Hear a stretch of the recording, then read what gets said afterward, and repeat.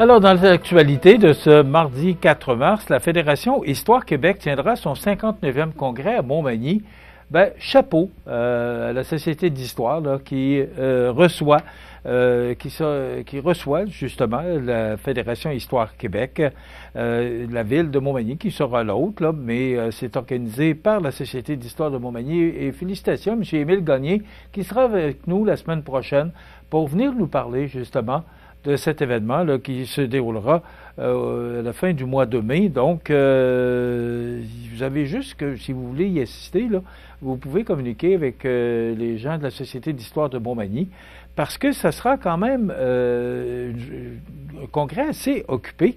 Une programmation riche en découvertes, mettant en lumière les trésors historiques de la Côte-du-Sud. Les conférenciers de renom, découvertes fascinantes et débats enrichissants seront au programme. Entre autres, il y aura l'historien Gaston Deschênes, qui retracera l'évolution de la région à travers les défis politiques et patrimoniaux qui ont façonné son identité. Il y aura Émile Gagné, bien sûr, le président de la Société d'Histoire de Montmagny. Monsieur Gagné, qui a fait l'automne dernier, lors du souper annuel de la Société d'Histoire, qui a fait retour sur l'histoire des poêles Bélanger. Vous savez que ça fait partie de notre histoire. Et d'ailleurs, on voit encore, c'est bien en vue sur la rue Saint-Jean-Baptiste. Donc, il revisitera l'héritage des célèbres poêles Bélanger. Otto Faiden proposera un regard inédit sur la présence viking dans la région. Les participants auront également l'occasion d'en apprendre davantage sur la famille Taché et son influence nationale avec Michel Fragasso, sur l'histoire de la construction navale avec Alain Franck ou encore sur la station quarantaine de Grosse-Île avec Yvan Fortier.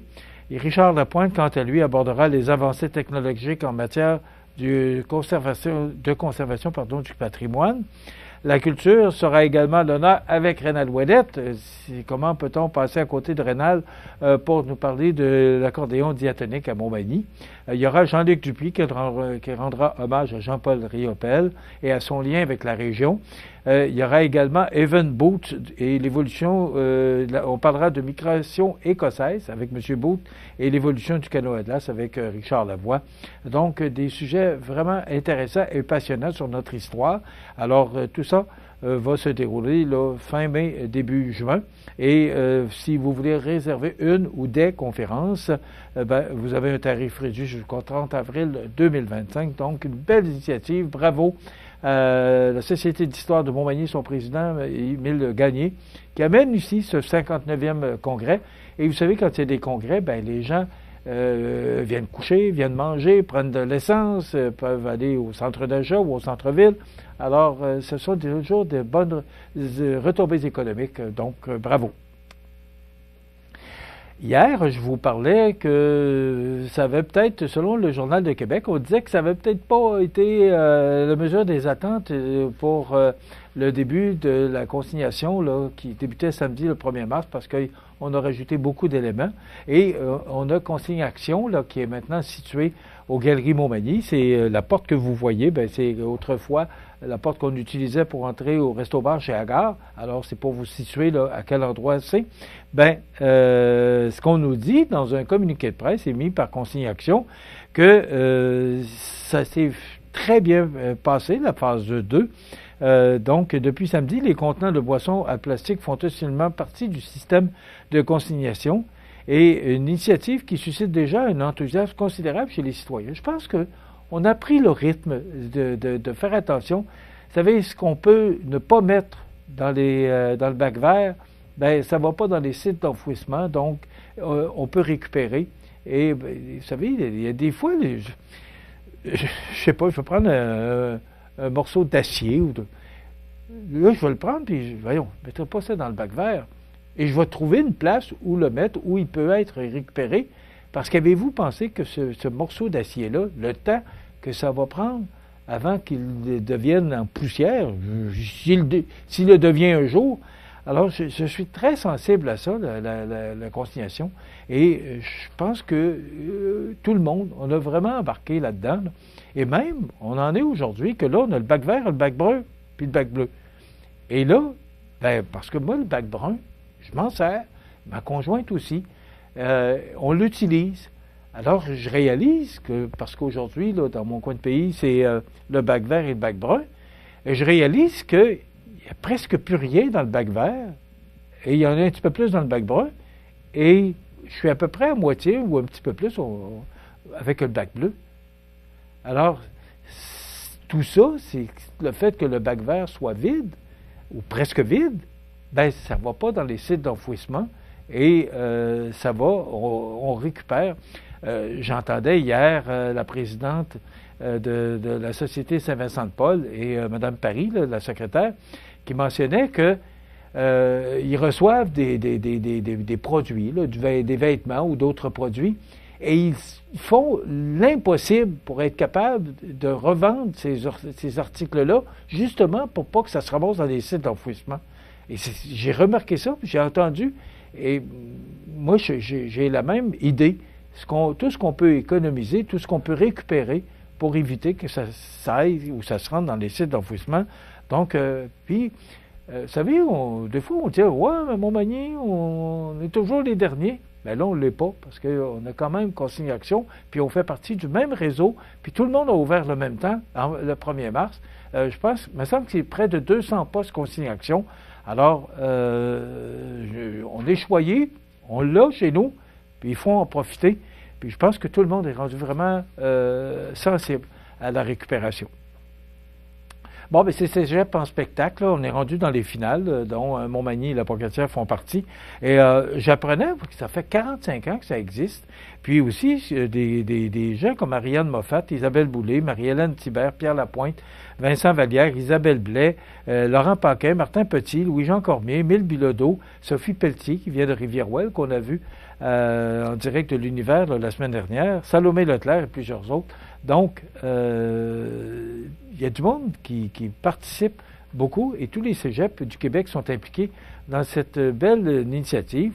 En 2024-2025, 74 établissements d'enseignement collégial sont membres du réseau intercollégial des activités socio-culturelles du Québec. Et ceux-ci desservent 170 000 étudiants et étudiantes, ce qui représente 95 % de la clientèle totale du réseau collégial, quand même. Alors, ce sont des bonnes nouvelles, puis il faut les prendre. Je vous rappelle là, que, et on aura le maire de l'Île-aux-Grues, j'apprenais ça hier dans le bulletin de nouvelles de M. Savard de Radio-Canada Québec, là, parce que, bon, on n'a pas eu de communiqué de presse.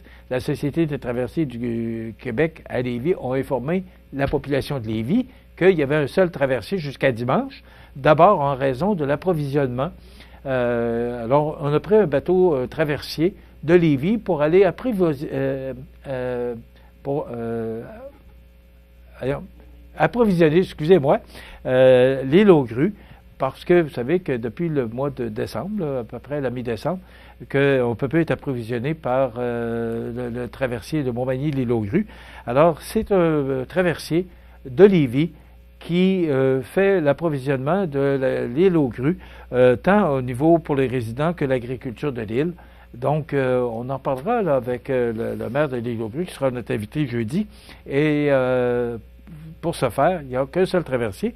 Et là, ce qu'on nous informe également, c'est que la Société des traversiers du Québec devrait également se limiter à un seul navire pour le week-end des 8 et 9 mars en raison d'un manque de personnel pour assurer les opérations. Je ne vous cache pas que ça m'a surpris un peu. Alors, le tout devrait revenir à la normale lundi. Mais ce qui est important, c'est qu'on ravitaille l'Île-aux-Grues, tant pour les résidents que les agriculteurs de l'île. Alors, voilà pour le traversier de Lévis qui se rend à l'Île-aux-Grues. Et je vous mentionnais justement qu'on n'a pas eu le communiqué parce qu'on a informé la population de Lévis et Québec qu'il n'y avait qu'un seul traversier. Mais là, comme nous, ça passe direct vers l'Île-aux-Grues, de Lévis à l'Île-aux-Grues, bien, c'est pour ça qu'on n'a pas été informé. Alors, j'ai pris cette information-là dans le journal de Lévis pour avoir un peu plus de détails, mais c'est Bruno Savard de Radio-Canada Québec hier qui m'apprenait cette nouvelle. Bon, il me reste 1 minute et demie pour vous dire que c'est officiel depuis minuit. On a les tarifs douaniers. Alors, c'est parti. Et il faut attendre. Là, M. Trudeau doit tenir un point de presse à 10h30 ce matin. Le Canada doit répliquer à ces tarifs-là. Je trouve ça déplorable qu'on en vienne là. Est-ce que parce qu'on a une entente avec les États-Unis et le Canada qui doit se terminer en 2026 et pourtant M. Trump passe free pour cette entente-là et décide d'instaurer des tarifs douaniers de 25 pour le Canada et le Mexique. Donc, il faut s'attendre qu'on va avoir des répercussions cette initiative de M. Trump. D'ailleurs, on va sûrement en réentendre parler tout au cours de la journée. Depuis le 20 janvier, on est inondé d'images de M. Trump.